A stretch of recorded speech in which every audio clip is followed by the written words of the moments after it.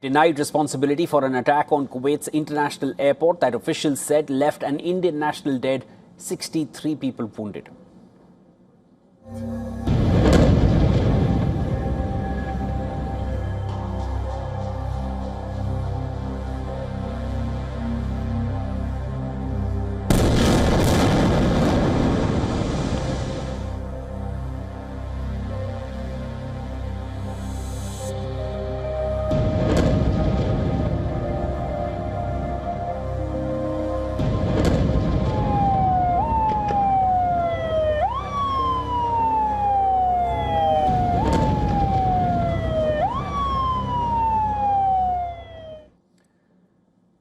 IRGC spokesperson said in a post on Telegram that the destruction of passenger terminal was caused by an error in the American Patriot system, which landed on the airport after failing to intercept Iranian missiles.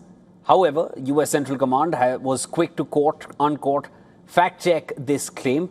In a post on X, CENTCOM said Iran struck the civilian airport with drones in a deliberate, calculated and unjustified attack. Well, the attack on Kuwait's airport temporarily halted operations, but air traffic resumed later in the day with all Kuwait Airways flights operating again. The Gulf nation's Ministry of Defense said 30 ballistic missiles and drones were launched as part of what it called heinous Iranian aggression, which caused significant material damages to the building. Kuwait has demanded 2 Iranian embassy staff leave in the aftermath of the attack. Kuwait's international airport was targeted several times during the war and had only resumed operations on the 1st of June.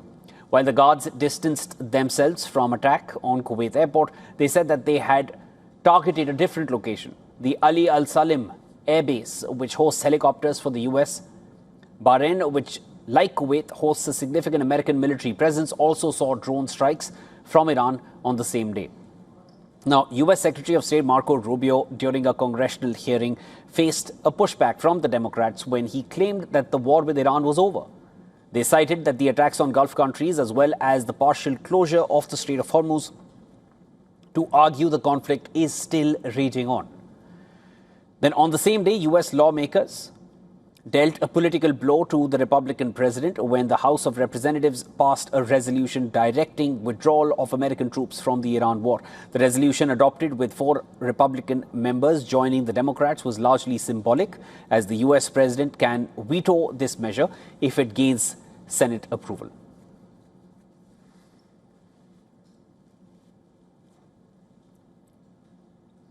All right, there's more on this from our US correspondent, Susan Teherani, who sent us this report from New York. House has delivered a significant political rebuke to President Trump by voting 215 to 208 to require him to either withdraw U.S. forces regarding Iran or seek congressional authorization to continue military operations. 4 Republicans broke ranks and joined Democrats to highlight the growing concern on Capitol Hill as the conflict enters its 4th month.